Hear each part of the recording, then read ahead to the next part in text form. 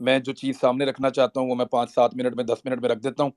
उसके बाद सब लोग अपनी राय दें और फिर हम एक नतीजे पे पहुंचेंगे इंशाल्लाह। सबसे पहले तो मैं आपको क्लियर करूं कि मैं यहाँ पे एक सहाफ़ी की हैसियत से आपको कुछ फैक्ट्स बताना चाहता हूँ। नंबर एक ये है कि नॉर्मली ऐसा नहीं होता जैसा पाकिस्तान में हुआ है। हम लोग सहाफ़ी अपने आप को मैक्सिमम कोशिश करते हैं कि किसी कंट्रोवर्सी के अंदर ना फंसें, लेकिन इस मर्तबा ज्यादती इतनी बड़ी हो रही थी कि हम लोग ये सारी चीज़ें देखते हुए खामोश नहीं रह पा रहे थे। हमें शुरू के अंदर धमकाया गया और धमकाने वाले लोग पाकिस्तान के ताकतवर इदारे के अंदर से थे। उन लोगों ने धमकाया, उनके नाम हमें पता है। हम 7 से 8 लोग हैं जो इन धमकियों का सामना करते रहे हैं। इवन गालियां तक दी गई हैं कुछ लोगों को। मैं फिर आपको कह रहा हूं कि 7-8 लोगों को गालियां तक दी गई हैं और वो लोग मौजूद हैं सारे के सारे। एक हमारा दोस्त शहीद हो गया सिर्फ। ये मामला शुरू होता है उस इदारे के एक हिस्से से। वहां से पहले धमकियां और गालियां दी जाती हैं और हमें जबरदस्ती उस लड़ाई में धकेल दिया जाता है और हमें दीवार के साथ लगा दिया जाता है। तो हम ये कह रहे थे कि हमें बोलने की इजाजत दी जाए। हमारा किसी पॉलिटिकल पार्टी से कोई एफिलिएशन तो था नहीं, लेकिन हम ये कहते थे कि हमें सही और गलत बताने की इजाजत दी जाए, हमें अपनी राय देने की इजाजत होनी चाहिए। हम दूसरे प्रोग्राम में जाके तज्जिया देते हैं और अपने प्रोग्राम में लोगों की राय लेते हैं। ये हमारा सादा सादा काम है। उसके बाद हमें उसी इदारे के एक और हिस्से से धमकियां आना शुरू हुई। ना सिर्फ हमें धमकाया गया बल्कि हमें बुलाकर मिला गया। हम सबसे अलग अलग मुलाकातें की गई और बहुत सारी मुलाकातें हुई।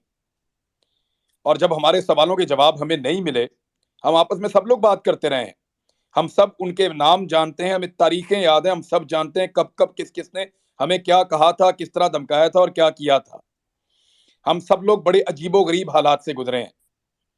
साबिर शाकिर साहब ने इसको सबसे पहले प्रीएम्प्ट कर लिया था, वो पाकिस्तान से चले गए क्योंकि उनको आइडिया था कि आने वाले वक्त में इस रिजीम चेंज ऑपरेशन के बाद क्या होने वाला है। साबिर भाई ने मशवरा भी दिया था कि ये वक्त अक्लमंदी से काम करने का है, आप लोग पाकिस्तान में ना रुकें।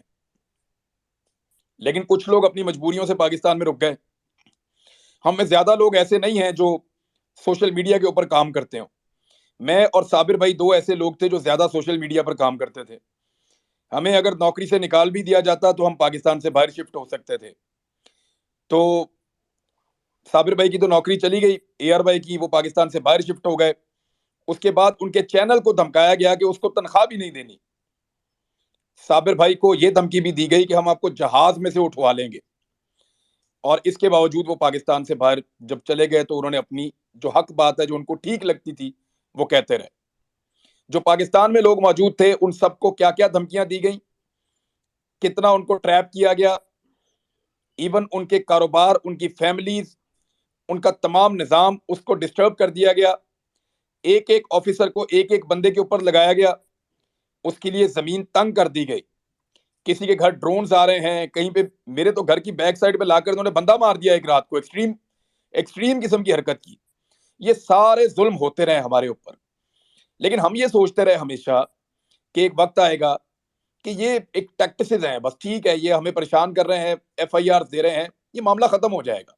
हमारे लिए ये लड़ाई इतनी रह गई कि जब ये रजीम चेंज ऑपरेशन रिवर्स हो जाएगा और जब पाकिस्तान की एस्टेब्लिशमेंट में एक बड़ी तैनाती के बाद तब्दीली आएगी, तो हमारा भी ये होगा कि चलें ठीक है, जिन लोगों ने किया वो भी चले गए और हम लोगों ने जो किया वो भी ठीक हो गया, मामला चलो, मामला किसी तरह रिजॉल्व की तरफ जा रहा है।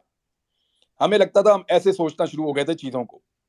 मेरी अरशद भाई से बात हुई तो वो भी चाहते थे चीजें हल हो जाएं। उनका भी मकसद ये था कि पाकिस्तान को नुकसान ना हो और पाकिस्तानियों के साथ जो धोखा किया गया है उस धोखे का अजाला हो जाए। हम किसी लड़ाई को एंड तक मुकम्मल लड़ना नहीं चाहते थे। हमने इसको कोई इज्जत बेइज्जती का या लड़ाई की कोई वजह नहीं बनाया हुआ था इस सारी सूरत हाल को। साबिर शाकिर साहब को भी पता था कि जब कभी रिजीम चेंज करने वालों का ताकत में कमी होगी या वहां पे तैनातियां तब्दील होंगी तो हम भी पाकिस्तान आ जाएंगे और फिर नए लोग अपनी गलती का इदराक करेंगे और पाकिस्तान आगे बढ़ जाएगा। लेकिन इस सारे आगे बढ़ने में हमने अपना एक आदमी खो दिया। अब हमें बहुत तकलीफ होती है। मैं सीरियसली आपको बता रहा हूं, मेरा सिर्फ 8-9 महीने का ताल्लुक है अरशद शरीफ से, इससे ज्यादा नहीं है। इस 8-9 महीने के अंदर पता नहीं उस आदमी ने क्या किया, मुझे रोज तकलीफ होती है। मैं अपनी जिंदगी में मुझे नहीं याद कि मैं कभी रोया हूं, यानी जब से मैंने होश संभाला है। अब मुझे बड़ा मायूब लगता है, लेकिन इस वाकये ने मुझे बीच में रुला भी दिया एक दफा, मुझे इतनी तकलीफ हुई है। तो अरशद शरीफ भाई ने इस लड़ाई को एक और लेवल पे ले गए, वो अपनी कुर्बानी देने के बाद। हम ये सारा कुछ भूलने को तैयार थे, लेकिन हमारा एक आदमी शहीद हो गया है, हमारा खून बह गया है, अब हमें इंसाफ चाहिए।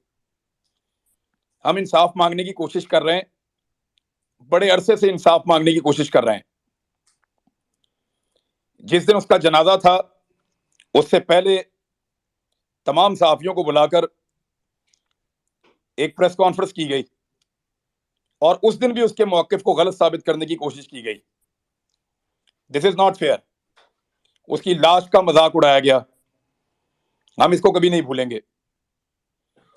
टॉर्चर के भयानक तज्जिए पेश किए गए, हमें इतनी तकलीफ दी, मैं 2 दिन जागता रहा हूं। जिसको मैं फोन करता था, मेरे दोस्त वो रो रहे होते थे कि यार इतना टॉर्चर किया अरशद शरीफ पे। मेरी उनसे वो बहुत ज्यादा बात नहीं होती थी, लेकिन दिल के बहुत करीब था। जब मैं गिरफ्तार था, यहाँ पे जवेरिया भाभी मौजूद है, इनसे पूछिएगा। अरशद भाई ने टिकटॉक बनाना सीखा सिर्फ इसलिए कि इमरान रियाज गिरफ्तार है, मैं वीडियोस बनाकर उस पर डालूंगा। वो आदमी सारी सारी रात जागता था। मैं सिर्फ एक ही चीज मुझे आराम नहीं करने दे रही उस वक्त से, मैं यही सोचता जा रहा हूं कि अगर मैं मर जाता इस लड़ाई में तो अरशद शरीफ क्या करता। वो तो कभी चैन से नहीं बैठता, अरशद भाई कभी चैन से नहीं बैठता। ये चीज मुझे सुकून नहीं लेने दे रही। मैं रात को सही से सो नहीं पा रहा, बहुत तकलीफ में हूं। हम इस लड़ाई को भूलना चाहते थे। हमें लगता था कि 8-10 महीने में, 15 महीने में बुरे दिन टल जाएंगे, अच्छे दिन आ जाएंगे, रजीम चेंज, ऑपरेशन रिवर्स हो जाएगा, हम भी सुरखरू हो जाएंगे, और आइंदा पाकिस्तान में इस तरह के तजुर्बात करने से पहले ये लोग 10 मरतबा सोचेंगे। हमें तो इस लड़ाई का इख्तिताम ये लगता था, कोई जाती पर्सनल चीजें नहीं थी, लेकिन हमारा भाई मार दिया है। अब ये ऐसे इतने आराम से खत्म होगा नहीं। अब या तो हमें भी मारो या फिर हमें इंसाफ दो। इंसाफ के लिए हम अदालतों के दरवाजे खटखटा रहे हैं। हमने उस अदालत का दरवाजा खटखटाया है जिसका दरवाजा अरशद भाई ने अपनी जिंदगी में खटखटाया था। उसको भी यकीन था उसको इंसाफ मिलेगा तो अदालत से मिलेगा। हमें जस्टिस अतर मिनुल्लाह साहब ने इस्लामाबाद में प्रोटेक्शन दी थी कि गिरफ्तार नहीं किया जाएगा। मुझे जब जमानत मिली तो अदलिया से मिली थी कि इसके ऊपर झूठे मुकदमे, इसको रिहा किया जाए। अल्टीमेटली आपको रिलीफ अदलिया से मिलता है, लेकिन पाकिस्तान में अदलिया की जो सूरत हाल है वो आपके सामने है। यहां बहुत ज्यादा दबाव है इदारों के ऊपर। स्पेशली पाकिस्तान की अदलिया को हमेशा दबाव में लेने की कोशिश की जाती रही है, और हमें ऐसा लगता है कि अरशद भाई का खून जो है वो कंप्रोमाइज हो रहा है। ये इतना बड़ा वाकया है जिसने दुनिया के मीडिया को हिलाकर रख दिया है। ये इतना बड़ा वाकया है जिसने हमें पूरे पाकिस्तान को तकलीफ दी है। ये इतना बड़ा वाकया है कि कीनिया के अखबारात के फ्रंट पेजेस के ऊपर ये छप रहा है, और हमारे यहाँ पे एक सुर्खी से ज्यादा या एक कॉलम से ज्यादा हमारे ताकतवर लोग यहाँ पे लगने नहीं दे रहे। इसको कभी हादसे का रुख दिया गया, कभी कुछ कहा गया, कभी कुछ कहा गया, और बार बार इसके ऊपर मौक़िफ़ बदला गया। हकायक को तब्दील करने की कोशिश की जा रही है, केस का रुख बदलने की कोशिश की जा रही है। मैं इस केस के बारे में, कीनिया में क्या हुआ उसके बारे में बात नहीं कर रहा, लेकिन मैं और मेरे साथी, और वो खुद अभी आपको बताएंगे सब लोग, हम सारे गवाह हैं कि किसने हमें तंग किया था। हम सारे गवाह हैं कि किसने हम पे एफआईआर करवाई थी।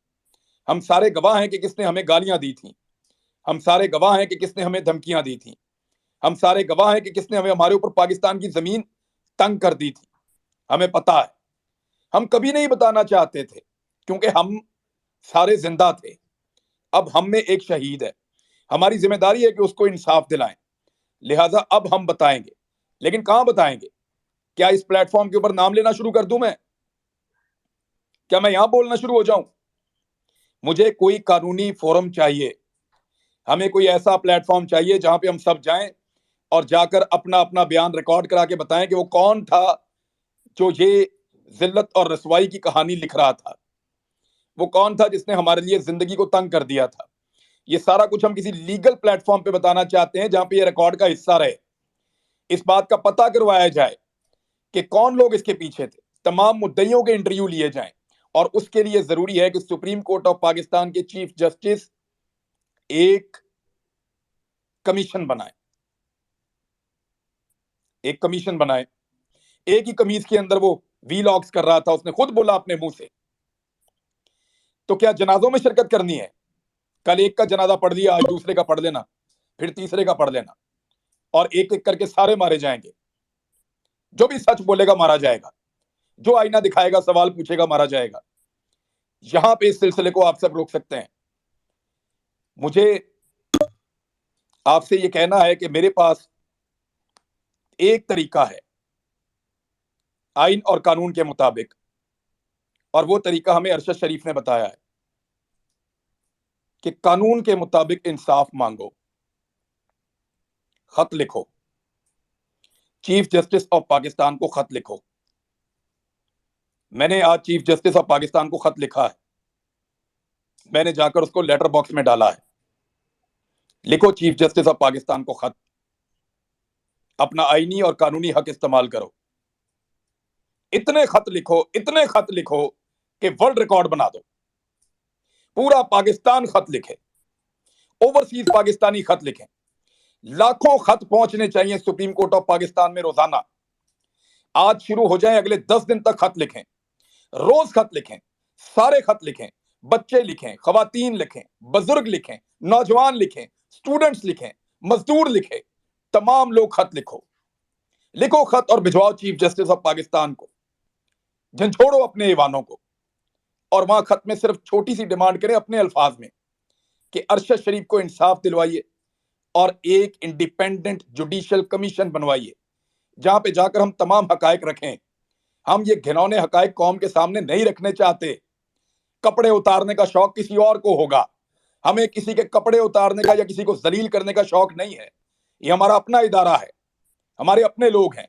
लेकिन अगर हम कुछ बताना चाहते हैं तो हमें एक फोरम चाहिए जहां पे जाके हम ये सारी इंफॉर्मेशन दें। तो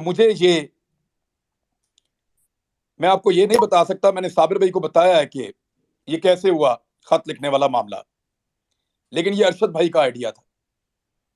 आप सब लोग खत लिखें, 5 लाइनें लिखें, 2 लाइनें लिखें, 4 लाइनें लिखें, 4 सफ़े लिखें, तफसील लिखें और अरशद शरीफ के लिए चीफ जस्टिस ऑफ पाकिस्तान से इंसाफ मांगे। लिखना क्या है? सिर्फ to the chief justice of Pakistan Urdu में लिखें या इंग्लिश में लिखें, अपनी रिक्वेस्ट करें, लिफाफे में डालें, टिकट लगवाएं और लेटर बॉक्स में डालते हुए अपनी 10 सेकंड की वीडियो बना लें।